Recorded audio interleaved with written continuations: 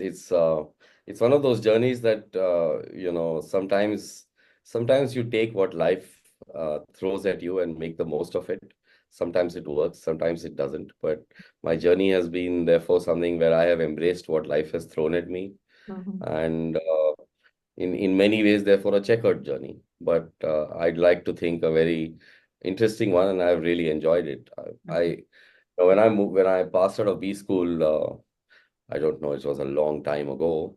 I got into a corporate job and, in a telecom company. In those days, it was paging. And I did that for about a year and a half. And I was an idealistic, hot-headed young man who felt that corporate life is not for me. And Mhm. one morning, I went to this wonderful man who was my boss, and I said, "Look, I can't do this." And I stopped going to work, and I sat at home for 6 months, so not knowing what I'd like to do with my life. And I met another wonderful man who happened to be in advertising. I stumbled into advertising, which is an industry where a lot of misfits and a lot of people who stumble into it tend to Mhm. do well. So I spent some time in advertising, and then I ran my own simulation company for 5 years. Okay. Went back to advertising, moved into the marketing side in telecom, then another entrepreneurial stint running a gaming company, and finally found my way back again to the creative industry, which is where I have been now for the last, what is it, 5, 6 years? Yeah. Wow. Okay. So, this journey, like you said, stumbled into things and you took those risks and those opportunities and those chances to move into different industries. Did nothing hold you back, like a fear or anything? There is always fear, right? But brave people conquer fear. If you Uh, don't conquer yeah. fear, then you're never going to do something new. Uh, I'm a great believer in disruption, in doing new things, in trying new things, fully recognizing that they don't always work. But in the process, work or not work, success or not success, these are actually, I think, these are parameters we set for ourselves, Hmm. and they're often artificial. Couple my I've had ventures that by conventional parameters have been dismal failures. I'm happy to say that. But what I've learned out of them, what I've gained from them, the wonderful, great times I've had with people in them, for me, they have been very enriching experiences. So I think it's how you define what good and bad is, and what you want out of your life, Yeah. which conventional notions of success are important. And as you get more responsible and have more accountability, you Hmm. need to deliver conventional parameters, metrics of success as well. Hmm. But that's not the only boundary, right? There's more to life than that. Yeah, and after speaking with you last time, and a couple of times that I've spoken to you, one thing is, something that I got to know about you. I'm not sure if I'm right, but you are not the conventional types who will just take one path and stick to it and then just keep going on that path because somebody has said that this is how it's going to go. And that unconventional thinking that you have is something which I really wanted to talk about. That is that you as a person? Did you develop that? Are there ways to become like this? Because, like you said, then whenever you stumble on something, fear doesn't hold you back. So I found you Yeah. not the conventional type, which I think is very necessary in today's business world. Yeah, I think it's not a straight answer. Firstly, but some of it is your upbringing and your context in life, and Mm, your mindset and the environment that shapes you in your early years, which gives you a certain outlook to life. And as a young man, as a teenager, for example, I was always a rebel without a cause, and I always was wanted to be anti-mainstream for the sake of it, and it was a little foolish, but that's what it was. And but as you grow and as you mature, right, you have two choices. Either you accept who you are, recognize who you are very self-aware, and work with that, because there are both strengths and weaknesses to any human being. And if you can recognize your strengths and weaknesses and embrace them, you're a happy person. Or you can choose to fight who you are naturally. And I feel that sometimes a path that leads to dissonance, cognitive dissonance. And so I have, yes, I've always had a streak of wanting to do things differently, wanting to be different. And that streak has evolved and matured over time to, from a rebel without a cause phase to now understanding that doing different and wanting to be different is actually can be very transformational. Mm. Uh, Yeah, in a corporate role, it can be a huge benefit, and therefore, once I accept it and I know who I am, and that comes with a set of weaknesses as well, yeah. I think It's a then package. I'm able Yeah. to We're all work in package. It's all progress. everything in life is a package, right? Hmm. You Yeah, said something very interesting, accept who you are. And yeah, most of us, what happens is, and this is something which I have noticed even during, working with some of the top end executives and even the mid managers, is that we accept ourselves, but we don't think highly about ourselves. We mm. just don't feel our worth so much in the company or what we are doing. And I think somewhere that then makes us very conventional, that this is the path I have taken, this is where I have to be. So I liked what you said about that, that accept who you are and then know your worth. You can always increase your worth. It's a fact. I work with I'm in a people business. I work with, Mm. right, and I find that there are no good people and bad people. That to me, that frame of reference is an incorrect frame of reference. There are people who have strengths and they have weaknesses too. Yeah, And I think sometimes people are able to discover their own strengths and weaknesses and play to them very well. But that's not always the case. And I think leadership is also about helping people discover what they are really good at, yeah. and giving them environments and roles and places where they're able to play to their strengths. And in that process, they discover themselves as well. Very But true. yeah, I think it's not only a corporate or a business or a Yeah. working professional thing. It's about life, right? You have to uh, if there is dissonance between who you think you are and who you actually are, or who you want to Mm. portray yourself as and who you Yeah. actually are, that dissonance shows up in many, many ways. Absolutely. That is very true. Yeah. And I think in your productivity, in the way people treat you, in the way your bosses treat you, everything is, I always say there's an invisible aura above us. And that aura is something which the energy is drawn by the people. So I really resonate with what you're saying. Um, you've transitioned into so many industries. You've done so much of work for the past 25 years. What are some of the key lessons that you have learned, which you feel would help not only the others who are listening, but has helped you in your journey? Yeah, well, there's a lot of things we can talk about, right? I think the thing that I find a lot of times in a professional context gets overlooked is that you're a professional second, you're a human being first. Mhm.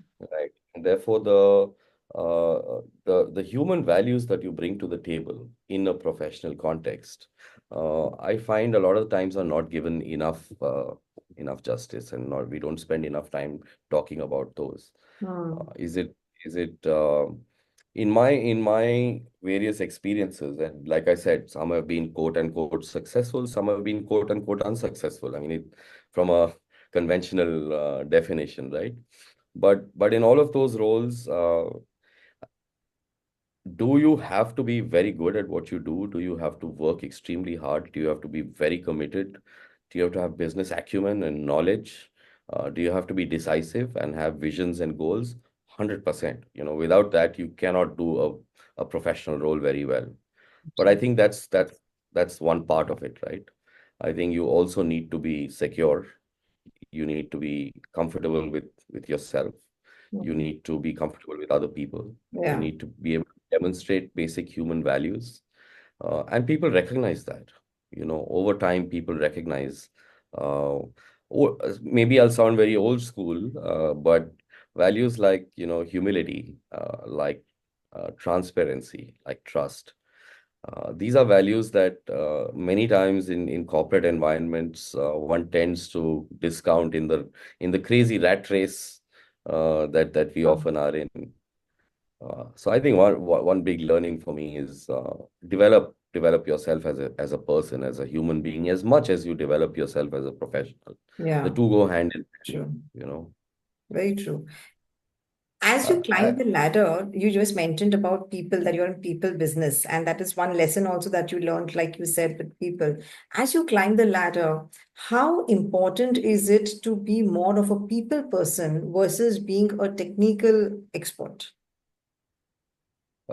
Critical, absolutely critical. And see, in the business I'm in, that's at the heart and this heart and soul of it is people. But Mm, even in a manufacturing company or in other sectors which are not classically thought of as people-oriented business, the role of a leader, and you would calibrate this depending on which industry you're in, mm, but there is always a significant component of how you work with people yeah, and how you understand people in a leadership role. There is absolutely no escaping that. true. Success, success of an organization in today's world particularly is not predicated on one person or three people or five talented people. It's predicated on culture. It's Mm, predicated on an entire organization of mm, hundreds of thousands of people right. who share a certain culture. Mm, And it is a leader's job to be able to foster, inculcate, define that culture. mm, And that is really nothing but people, right? true, right. So Yeah. early on from your career, you have always been a people person. It's funny. At heart, sometimes I think I'm an introvert. It's not like I love spending time with myself, and sometimes given a choice, I'd just like to lock myself up in my house on a mountain resort for a month and just not talk to people. But that being said, I like people also, and I like people have ideas. Yeah. If you look at, everybody has ideas, and that's what I like about people. Mm, Uh, right. I think my job oftentimes is to be able to spot the ideas in people, even when they don't spot it themselves, right? Wow. And I think because I like being with people, and I uh, that of course makes my job a lot easier. Mm, Uh, true. and when you like being with people, you don't have to wear a mask because Yes, you can be who you absolutely. No, and I like how you said that you're in the business of people. And I think that are. itself says so much. And also, when we had connected earlier, you had said that you have this belief that mind is younger than the body. What made you say that? And let us just talk about that. Well, my mind is younger than my body for sure. Sometimes I think there is still that rebel without a cause floating around in my head somewhere. Um, Bodies age. That's True. natural biological process. Mhm, mhm. But the fertility of a mind uh, age is much less, much slower. And I think you can't prevent beyond a point the physical aging of a human body. But you can certainly keep your mind young and agile and active and fertile and curious and interested and wanting to learn right through your life. And therefore, mental age is what you think it is. This is how I've always thought of it. It's not your biological age at all. It's what you think it is. We Absolutely. have, history is littered with examples of people who have Oh, done world-changing things at 60, 65, 70. It doesn't matter.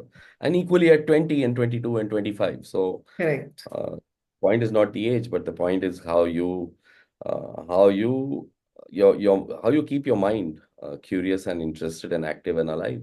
Right. So tell me, Amitesh, what are some of the ways you think people should keep their mind alive and young, whatever be the age? What do you do? It's that word, right? It's curiosity. If you Curiosity is partly, you are it's part of human nature, right? But it needs to be cultivated. Okay. Curiosity needs to be practiced. It Mm. needs to be you have to work on yourself. It doesn't always come naturally. And I think if a curious mind is a healthy mind, and Right. is I also a like healthy the word. body. Yeah. Yeah. You The world said is the a right fascinating place. word. Yeah, curiosity. I mean, it's such a, you don't hear that often, that just be curious. It is because think about it. I mean, i- at all times, the world has been a fascinating place. But today, the world we live in is so incredibly transformational. One way to look at it is nobody knows what's going on, right? Which True. is also a fair way to look at it. Yeah. But the other way to look at it is there is so many new things. There is so much transformation. There is so much to learn and see and absorb that, if you have a curious mind, you're y- the world today for me is like I'm like a child in a candy store. There's just such lovely things, fascinating things happening all around us, Absolutely. right? Yeah. Yeah, as long as you keep your mind open and walk into learning about new things willingly, Hmm. it's a great place to be. True. I think this is a great time to live. Yeah. Uh, Yeah, there's so much like you can today, like in the age of AI, you can, ask so many questions, learn so much. Uh, you know, you're right. Yeah, we're in a very different age of information and technology. Yeah, we talk a lot about AI, Mm. and rightly so. It's quite a transformational technology in many ways, and it will Yeah, prove to be more so going forward. But true. that's not the only thing, right? I mean, you look at nanotechnology, you look at biotechnology. There are things that are fundamentally changing the way we live, that are that our biologies work, Yeah. that our age spans, the Mm. way we interact with the world around us. These are very basic fundamentals of human life, which are Yes. now being redefined in ways that we also don't fully recognize. Mm. I anyone who pretends to know what the world is going to be like in forget 20 years, even 10 years, Yeah, I don't think anyone knows, right? So absolutely. it's Absolutely. yeah, it's not Yeah. important to know. It It is, doesn't it matter. is. You Your have to what, know. how, why is like your mind is always going to be giving you some good answers. I mean, look at where we are entering into the meta world now, the metaverse. And I remember in one of, I think in my fourth book, I had written about how we need to become a meta leader. And a meta leader is not somebody who you have to go into a metaverse and be there, but in the world in which we are currently, have we even thought that what a meta leader would look like? So, like you said, this is Right. all curiosity, that what could come. And you keep consistently thinking about that. So I just love that word that you use, curiosity, in all of this. Amitesh, moving ahead, we are talking about breaking success stereotypes. What are some of the stereotypes? You're an unconventional leader. You have been taking risks. You're not just following a path blindly in your career. I'm sure you've heard a lot of stereotypes while you were growing into your career. What are some of those stereotypes? The classical stereotype of a successful corporate leader, Mm. a successful CEO, is that of a sociopath many times, right? And many sociopaths are very good at being corporate leaders. Yeah, It is a fact, right? I And know. and Yeah. therefore the stereotype comes from somewhere. It's not a figment of imagination. There Mm. is there is truth behind it, and Mm. that it requires one to have not necessarily be very high on empathy, be extremely, how do I put it, cutthroat or ruthless, Okay. sometimes manipulative, Mm. uh, you know, success at any cost, kind of outlook to leadership is a classical conventional stereotype. I feel Yeah. Yeah, and there are many successful leaders who demonstrate those qualities as well, right? And that's why a lot of young people are misguided into think that that's the only way to be successful in, at least in the corporate rat race framework, Mm. to be in some ways with different degrees of calibration, demonstrate sociopathic qualities. I don't think that's the only way, by the way. Mm. But Okay. that stereotype is a strong one. Yeah. I think it's you know strong leaders and good leaders demonstrate, like I said, incredibly sharp vision. They're Mm. very decisive. They're Mm. very goal oriented. Business acumen, knowledge, and skill are absolutely critical qualities for a leader. Without that, you can't do your job well. But equally, I think a very high degree of empathy, uh, an ability to both give and receive trust, um, to not forget human values of compassion and humility. These are also very important traits of a certain leader archetype, Okay. which and there are many people who demonstrate in very successful roles who demonstrate those qualities, Mm. but they're not always spoken of. I mean, the classical stereotype is not that. The classical stereotype of a corporate leader is someone who is invulnerable, someone who is always like confident and always self-sufficient and sometimes lonely.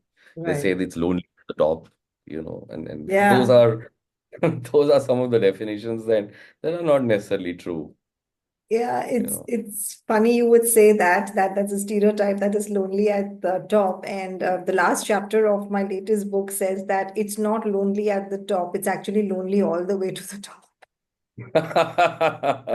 Because at every level, you're going to meet people and you're going to grow and you're going to leave those people behind. So you need to be prepared to do that.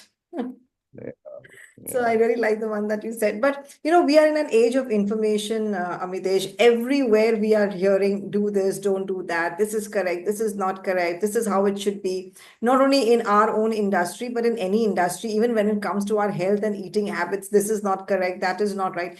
So we are hearing these types of stereotypes everywhere around us. I mean, there's no escape today, from that information world.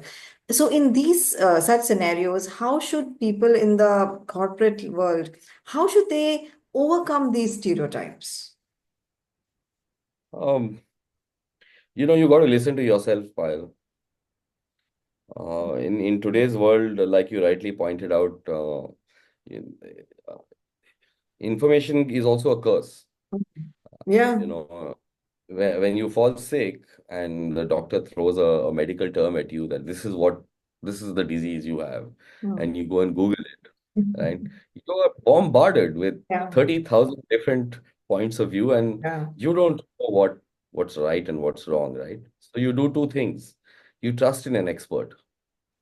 You find the right expert and then trust in that expert, Hmm. because you are not necessarily the expert in in True. in that field. And you also trust your own instinct. You listen to yourself, your Hmm. mind, your body, your Hmm. belief system. Those are important, lighthouses with which you navigate the world. Hmm. Uh, True. Absolutely. so you have to find anchors, Yeah. and you have to recognize also when finding those that they're not necessarily right or wrong. It comes back to that definition we were talking about earlier. So Hmm. there's a lot of subjectivity in the world, right? And your belief system is what is right. True. Uh, you have to discover that. No, you're right. Especially when you use the word self-aware, even second, two, three times you use that word, that if you have to trust in yourself, you have to be self-aware of your own strengths and your own improvement areas. And that's rather than listening to everybody. That's completely true what you said. So, Amitesh, what would be your one piece of advice to our listeners before we go to the next segment of Leadership Rapid Fire? Oh, I think the single most important attribute to develop in life, in a corporate environment, is to be secure in who you are.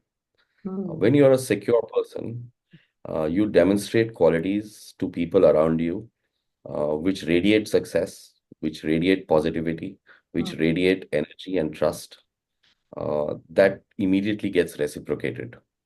An insecure person, there is a lot of toxicity that radiates out from insecurity. mhm, You know, arrogance, ego, mm, lack of trust. These come from a place of insecurity. If you find a way to be secure in who you are, mm, and what you're good at, I think a lot of things fall into place with that. It's easier said than done. Nobody is perfect. mm, I'm not trying to say I'm the most secure person in the world. I have my moments of insecurity, mm, but I work hard at trying to be secure about who I am and what I'm good at. And I think that has a lot of cascading effect on everything that I do, and on people around me. mm. True. I couldn't agree more when you said about that word security and what it radiates. That's very true. The entire environment gets, changed and gets toxic if you are insecure and the people around you are insecure. I think that's a wonderful piece of advice. Not heard it very often, honestly. So really nice. So let's go to our next segment, Amitesh, which is leadership rapid fire. And whatever comes to your mind immediately is what we would love to hear. Okay, sure. Great. Okay. A must-have leadership quality. Security. Uh, what's one thing that you wish you had known when you began your career?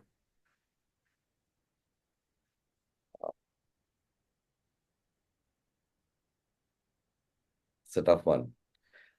Um, I wish I had known earlier that failure is a good thing. True. Yeah. I think many of us would agree with that. We wish we had known that.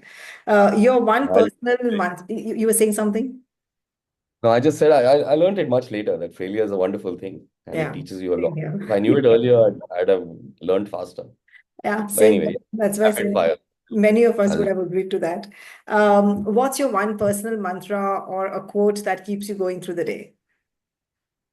stand on the shoulders of giants. Absolutely. Which superpower would you choose? Invisibility or mind reading? Mind reading. Mind reading. You want to get into the minds of the people? Oh, I'm not going to disappear from this world. I want to participate in the world. I And like and that. so Okay. between those two choices, of course, I would say mind Mind reading. reading. Okay. Last one. If you could change something about the corporate world, one thing, what would that change be? Uh, Humanity. Remembering that humanity is uh, is Hmm. is part of business. I agree. I was speaking to someone the other day, and she was like, we need to be kind and respected and feel that we are humans in the corporate world. So that's lovely. Thank you so much, Amitesh. You've taken the time to be on this podcast. I know how your schedule is. So thank you so much for taking the time to share your insights with all of us. My pleasure, Payal. Thank you so much for having me here. Thank All you. the best. And this one's for our listeners. This is Amitesh Rao and Payal Nanjani wishing you loads of success in your career life. God bless. All right. See you. Thank you so much, Payal.